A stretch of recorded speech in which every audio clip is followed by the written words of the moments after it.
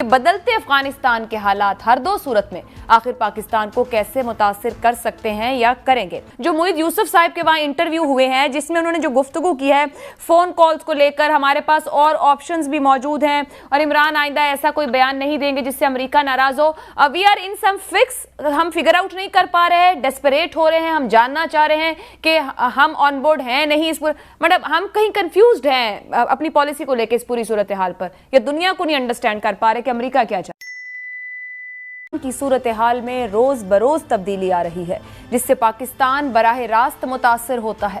حال ہی میں دو ڈیولپمنٹس ایسی ہوئیں کہ اس نے پاکستان کے کردار کی نفی کا تاثر ابھارا ہے، حالانکہ دنیا یہ جانتی ہے اور بارہا یہ کہا جا چکا ہے کہ پاکستان کے مثبت کردار کے بغیر افغان تصفیے کا حل ممکن نہ تھا، اور آگے بنتی صورتحال میں بھی افغان فریقین یعنی حکومت اور طالبان کے بعد اہم ترین فریق پاکستان ہی ہے۔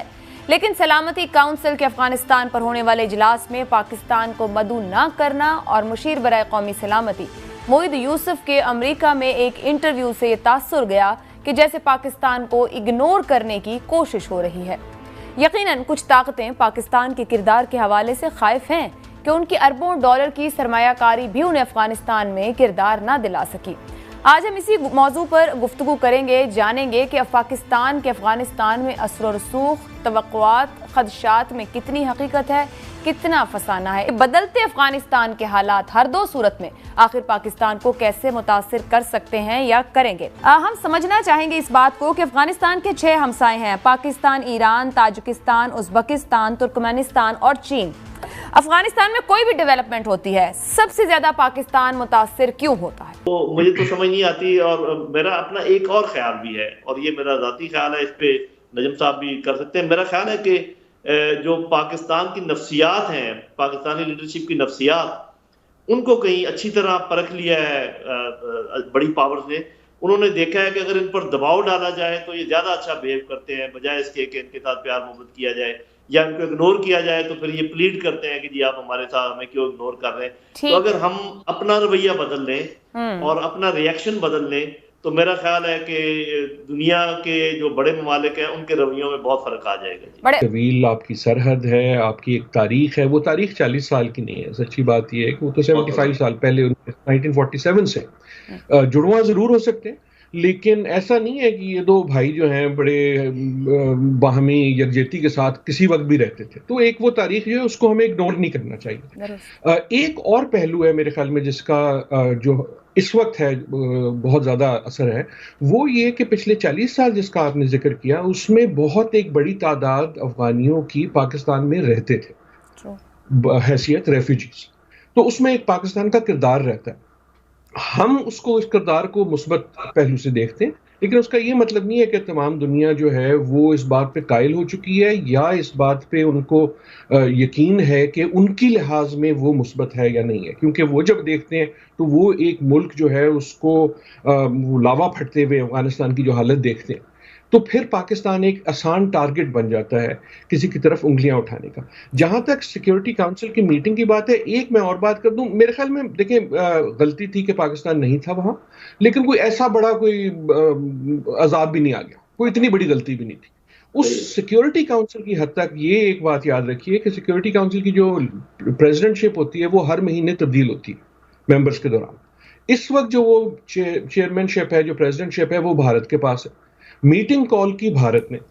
تو اس بات پہ ہمیں کوئی زیادہ تعجب نہیں ہونا چاہیے کہ بھارت نے جب میٹنگ کی تو اس نے پاکستان کو سائیڈ لائن کر دیا۔ ڈاکٹر صاحب میں اس پہ لیٹر آنا چاہ رہی تھی، مگر آپ آ گئے ہیں تو پھر وہ لیڈرشپ کی نفسیات والی بات رکھ کے پہلے اس معاملے کو ڈسکس کر لیتے ہیں۔ کیا پھر پاکستان نے جو ریئیکشن دیا، ڈسپریٹ ہو کر وہ ریئیکشن دیا، اس کو ریئیکٹ کرنا چاہیے تھا، نہیں کرنا چاہیے تھا؟ اب اس کو اس ریفرنس میں بھی رکھ لیجئے گا جو موید یوسف صاحب کے وہاں انٹرویو ہوئے ہیں جس میں انہوں نے جو گفتگو کی ہے فون کالز کو لے کر، ہمارے پاس اور آپشنز بھی موجود ہیں اور عمران آئندہ ایسا کوئی بیان نہیں دیں گے جس سے امریکہ ناراض ہو۔ We are in some fix, ہم فگر آؤٹ نہیں کر پا رہے ہیں، ڈیسپریٹ ہو رہے ہیں، ہم جاننا چاہ رہے ہیں کہ ہم آن بورڈ ہیں نہیں، اس پر مطلب ہم کہیں کنفیوزڈ ہیں اپنی پالیسی کو لے کے اس پوری صورتحال پر، یا دنیا کو نہیں انڈرسٹینڈ کر پا رہے کہ امریکہ کیا چاہ رہا ہے۔ ہم نہیں کنفیوز، سارے کنفیوز ہیں۔ مجھے ذرا بتا دیں اس میں کون کنفیوز نہیں ہے، لیکن افغانستان پورا کا پورا کنفیوز ہے۔ امریکہ جو ہے وہ کنفیوز، وہ تو بہت رایا ہوا ہے۔ ایک 19 سال کے بعد آپ نے کہ جناب میں تو جا رہا ہوں، اور کیونکہ ان کی اپنی سیاست کے اتنے بڑے مسائل ہیں، بھارت کنفیوز ہے، کبھی وہ طالبان سے بات کرتا ہے کبھی نہیں بات کرتا، ترکی کنفیوز ہے، تو کہنے کا مقصد یہ میں مذاق کی بات نہیں کر رہا، یہ مسئلہ کنفیوزنگ ہے، اور اس وقت کوئی ایکٹر ایسا نہیں ہے کہ جس کو پتا ہے کہ وہ کیا ہو رہا ہے. تو ایک طرح سے جو ہے نا یہ بلائنڈ فولڈڈ اندھے لوگ جو ہیں وہ اندھیرے میں ہاتھ پیر مار رہے ہیں سمجھنے کو کہ کیا کریں. ہم دنیا کو کنفیوز کر دیتے ہیں جب ایک طرف سے ہم کہتے ہیں افغانستان کا مسئلہ کا حل افغان کریں گے، اور دوسری طرف سے جو ہے ہمیں اگر ہم بہت ڈیسپریٹلی یہ نظر آئے کہ جناب ہمیں دعوت نامہ کیوں نہیں آیا، مجھے شادی پہ کیوں نہیں بلایا گیا، مجھے کوئی اچھی کرسی کیوں نہیں دی گئی، تو کہنے کا مقصد یہ ہے کہ اس مسئلے میں ہمیں اپنا جو ہے موقف ضرور دینا چاہیے تھا، لیکن ہم نے، اور ہم سے مراد صرف حکومت نہیں ہے، میرے خیال میں میڈیا وغیرہ بھی ہے، کچھ تھوڑی سی زیادہ ڈیسپریشن دکھا دی. جس طرح اگر ہم اس سیکورٹی کاؤنسل کی میٹنگ میں ہوتے تو کیا کر لیتے، یا کیا فرق ہو جاتا، اس کا کوئی نتیجہ فرق ہو جاتا. اس وقت دکھتا یہ ہے کہ خطہ قریباً یہ کہہ لیا جائے کہ 90s میں واپس جا چکا ہے، کہ جس وقت یہاں سے رشیا گیا اور جو سٹرگل افغانستان میں اور خطے نے دیکھی، اور پھر جو ہوا 9/11 اور اس کے بعد امریکہ یہاں آیا، کیا امریکہ نے لرن نہیں کیا ہوگا دوبارہ ایسے سڈن غائب ہو جانا؟ وہ جو پچھلے 15-18 سال دہشت گردی کے خلاف جنگ کا پورا ایک بیانیہ وہ گم ہو چکا ہے. آپ کے خیال میں کیا واقعی امریکہ آج پھر اس خطے میں بد امنی اور جسے کہا جائے کہ عدم استحکام اس کو درکار ہے؟ تو اس کا مطلب ہے کوئی لرننگ نہیں ہے. جہاں تک آپ کی بات ہے امریکہ کی، گزارش اگین میں بڑی مؤدبانہ طریقے سے یہ کروں گا کہ ایک طرح سے تو امریکہ نے سبق سیکھ لیا نا. 19 سال کوشش کی، نہیں ہوا، اس لیے انہوں نے کہا اچھا جی ہم جا رہے ہیں. Cut your losses and go. کئی بار واپس جانا سبق سیکھنا ہی ہوتا ہے نا. اگر غلط راستے پہ چل رہے ہو. ڈاکٹر صاحب قطع کلامی کی معذرت، یہیں پر ایک جملہ رکھ لیجئے. آپ کہہ رہے ہیں سیکھ لیا، اور شاید مجھے یہاں تک یاد پڑتا ہے اگر میں غلطی پہ نہیں ہوں کہ ہمارے لاسٹ جب ہماری بات ہوئی تھی شو میں ہی، تو آپ نے تب کہا تھا کہ امریکہ نے سیکھ لیا. مگر جو بات جنرل صاحب کہہ رہے ہیں کہ امریکہ چاہتا ہے عدم استحکام یہاں پر، اور اس کے آگے جو انہوں نے وہ 6 ڈیولپمنٹس یا انٹرسٹ کی بات کی ہے کہ اگر عدم استحکام ہوگا تو وہ انٹرسٹ نہیں ڈیولپ ہو سکتے ہیں. سو امریکہ چاہتا ہے کہ چائنا، رشیا، یہ ڈیولپمنٹس اس خطے میں ہوں، یہاں پر سپر پاورز ایمرج ہوں، یا وہ پیچھے رہ کر یہاں پر عدم استحکام ہی اس کو درکار ہے، اور اب وہ اس راستے سے وہ عدم استحکام چاہتا ہے. ہو سکتا ہے. That is why I think کہ یہ انالیسس جو ہے یہ پاکستان پر اس کا کیا امپیکٹ ہو سکتا ہے؟ زیادہ خطرناک صورتحال کون سی رہے گی؟ دیکھو یہ تو وہی سچویشن بنتی جا رہی ہے جو پہلے ڈاکٹر نجیب کے زمانے کی تھی. دونوں صورتوں میں اتنا آسان نہیں ہے. اگر صلح ہو جاتا ہے تو پھر تو بہت بہتر ہے، لیکن اگر طالبان طاقت کے ذریعے آگے چل پڑتے ہیں تو بھی پاکستان کے اوپر اس کے بڑے منفی اثرات بنتے ہیں. اور اگر وہ سول وار میں بدل جائے، افغان حکومت بھی لڑائی پہ اتر آئے، اور ادھر سے امریکہ بھی B-52 بمبار طیاروں سے اوپر سے آسمان سے بم گرانا شروع کر دے. طیاروں سے بم تو یا سب شروع ہیں، اور آبادی کو انخلا کا بھی کہا گیا ہے. یہ فرمائیے گا کہ طالبان سے متعلق خبر کیا ہے وہاں پر؟ وہ امن مذاکرات کوئی چاہتے ہیں یا بندوق کا زور ہی چاہتے ہیں؟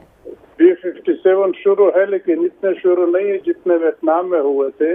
اگر خدا نخواستہ ایسے ہو گئے پھر افغانستان کا حلیہ بگڑ جائے گا. رہی ان کے صلح کی بات اب اگر مجھے نہیں پتا کہ دوحہ میں اب چل رہی ہے کہ نہیں. اگر چل بھی رہی ہے تو وہ بڑے لوور لیول پہ ہوگی. اب اس سے میرا خیال ہے دوحہ والی پروسیس سے بات آگے نکلی ہے. اب اگر کوئی کوشش کرے بھی تو it should be direct between Ashraf Ghani اور ملا ہیبت اللہ. ان کے درمیان اگر ڈائریکٹ کوئی بات ہو جائے تو ہو جائے، نہ ہو گئی تو پھر بدقسمتی سے یا طالبان طاقت سے لیں گے یا پھر سول وار شروع ہو جائے گا. دونوں صورتوں میں پاکستان کے اوپر بڑے منفی اثرات ہوں گے. اللہ ہمیں اسے بچائے. بے شک اللہ تعالیٰ حفظ و امان. ایک انٹرنیشنل پریشر بھی آئے گا اس پوری صورتحال میں. دیکھیں خدا نہ کرے اگر وہی جو میں نے پہلے بات کی B-57 پوری طرح شروع ہو گئے ویتنام کی طرح، پھر یہ ایسے طوفان ادھر آئے گا جس طرح بھی ان کو بھاگنے کا موقع ملے. اتنے لوگ، اتنا طوفان آئے گا کہ پھر یہ آپ کا باڑ اس کو سنبھال نہیں پائے گا. اور پھر اگر آپ ان کو روکیں گے پوری دنیا آپ کو مورد الزام ٹھہرائے گی کہ ان کو امن کی جگہ دے دو، پناہ دے دو. یہ تو انٹرنیشنل قوانین میں ہے